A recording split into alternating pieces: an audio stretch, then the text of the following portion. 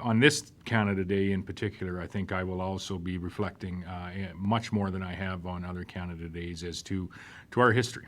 Both our positive history in this nation, but also our history that is not so positive and quite negative. And I had made some comments in my opening comments with respect to how we need to continue to respect one another, regardless of who we are, and to treat people with exactly the same degree of respect that we would hope to be treated with in return. So I will be having much additional reflection this year on Canada's past. But I also think, and I'll be reflecting on the words of Chief Delorme, where he'd said, what has occurred with respect to residential schools and the the identification of a number of unmarked graves, and we expect there will likely be more in the weeks ahead in this province and in this nation.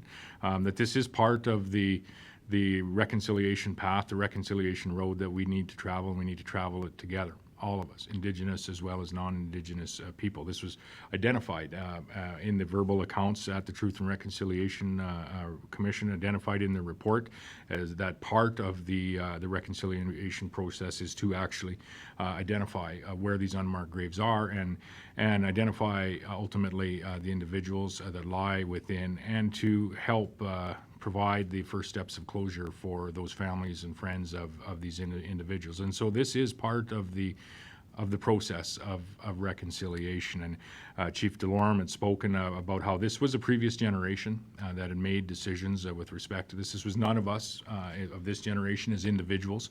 But what we do have the opportunity as people of today, people of today's generation, is to determine how we act and how we move forward together as an inclusive society, as a respectful society. And I think that lies, yes, on governments, and this government has and continues to take steps to ensure that we are being respectful, we are recognizing our past, but trying to make as positive decisions as we can to provide closure for these families, but also to make positive decisions so that everyone is included in our economic society, in our communities, and included in our province ultimately.